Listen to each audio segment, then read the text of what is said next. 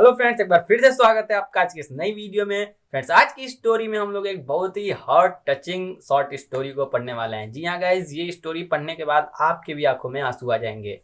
तो गाइज, इस स्टोरी के राइटर हैं एंटोन चेखव। इनका जन्म 29 जनवरी 1860 को रसिया में और इनका डेथ 15 जुलाई 1904 को जर्मनी में हुआ था। तो फ्रेंड्स, मेरा नाम है राज और स्वागत है आपका आपके अपने यूट्यूब चैनल बैचलर्स विद राज में। अगर आप इस चैनल पर नए हैं तो इस चैनल को सब्सक्राइब करके बेल आइकन को जरूर से प्रेस कर लीजिएगा, क्योंकि आपको इस चैनल पर आगे भी ऐसी वीडियो मिलती रहेगी।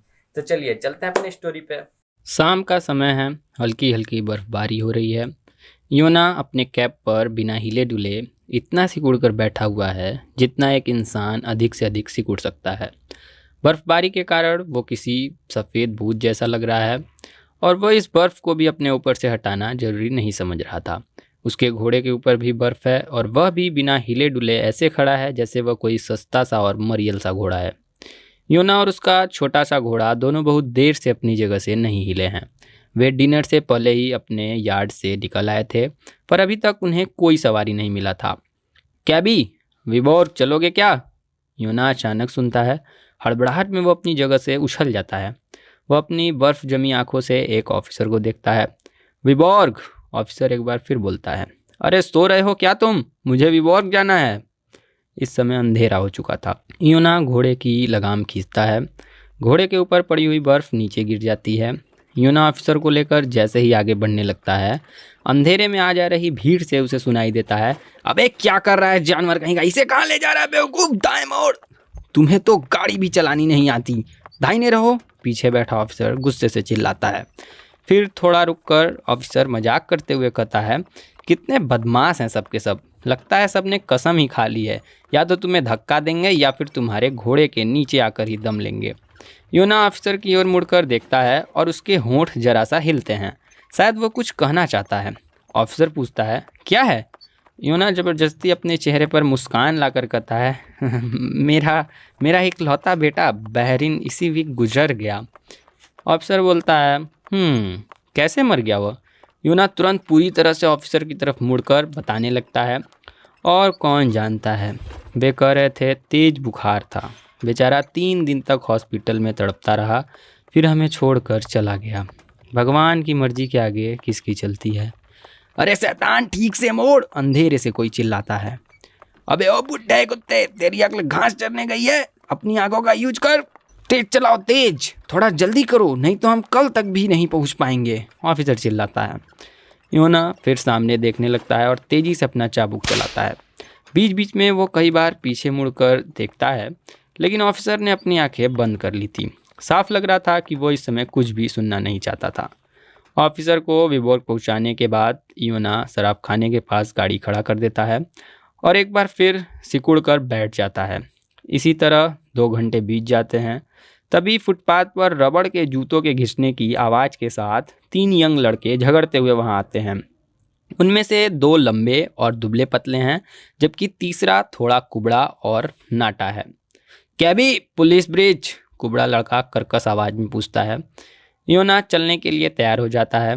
हालांकि वे उस दूरी के लिए जो उसे पैसा दे रहे थे, जो किराया दे रहे थे, वो बहुत कम था, लेकिन इससे उसे कोई एतराज़ नहीं है, क्योंकि उसके लिए अब सब ठीक है। तीनों सीट पर बैठने के लिए आपस में गाली गलौज और धक्कम धक्का करने लगते हैं। बहुत सारी बहस के बाद वे इस नतीजे पर पहुंचते हैं कि कुबड़े लड़के को खड़ा रहना चाहिए, क्योंकि वह सबसे छोटा है। ठीक है, अब जल्दी चलो, कुबड़ा लड़का बोलता है। वह जैसे तैसे कैब में अपनी जगह लेता है। उसकी सांसें योना के गर्दन पर पड़ती हैं। वह योना से कहता है कि तुम्हारी ये जो टोपी है पूरे पीटर्सबर्ग की सबसे खराब टोपी है। योना दांत दिखाते हुए बोलता है, शायद हाँ। चलो ठीक है, जल्दी करो। क्या तुम सारे रास्ते इसी ढेंचू रफ्तार से चलोगे? तुम्हारी ऐसी की तैसी, कुबड़ा लड़का बोलता है। उन दोनों लंबे लड़कों में से एक बोलता है, दर्द से मेरा सिर फटा जा रहा है, कल रात मैंने 4 बोतल पी ली थी। इस पर दूसरा लंबा लड़का उसे झूठा कहता है, तो वे आपस में ही लड़ने लगते हैं। योना दांत दिखाते हुए बोलता है, आप सब कितने मजाकिया हैं। अरे भाड़ में जाओ तुम, कुबड़ा लड़का गुस्से में होकर बोलता है। ब्रो, तुम हमें कब तक पहुंचाओगे? चलाने का यह कौन सा तरीका है? कभी चाबुक का भी यूज कर लिया करो, जरा जोर से चाबुक चलाओ। योना वैसे तो लोगों को देख रहा था पर धीरे धीरे उसका अकेलापन उसे घेरता चला जा रहा था। कुबड़ा फिर से गालियाँ बकने लगता है। वे दोनों लंबे लड़के किसी नादेज़्दा पेट्रोवोना के बारे में बात करने लगते हैं। ये एक लड़की है। योना उनकी ओर कई बार देखता है। वह उनके थोड़ा शांत होने का वेट करता है, फिर बोलता है, मेरा बेटा इस हफ्ते गुजर गया। कुबड़ा ठंडी सांस लेते हुए कहता है, हम सबको एक दिन गुजर जाना है। अरे जरा जल्दी चलाओ, खूब तेज। दोस्तों, मैं इस धीमी रफ्तार पर चलने को तैयार नहीं। आखिर इस तरह यह हम सबको कब तक पहुंचाएगा? कुबड़ा योना को बहुत गालियां देता है। योना इन गालियों को सुन तो रहा था पर महसूस नहीं कर रहा था। वह दांत दिखाते हुए कहता है, हाँ आप साहब लोग हैं, जवान हैं, भगवान आपका भला करे। बड़ू, क्या तुम शादीशुदा हो? उनमें से एक लंबा लड़का पूछता है। योना बोलता है, मैं? आप साहब लोग बड़े मजाकिया हैं। अब बस मेरी बीवी है, उससे भी मौत अब अधिक दूर नहीं है। मेरा बेटा मर चुका है और मैं जिंदा हूँ। कैसी अजीब बात है यह। मौत गलत दरवाजे पर पहुँच गई। मेरे पास आने के बजाय वह मेरे बेटे के पास चली गई।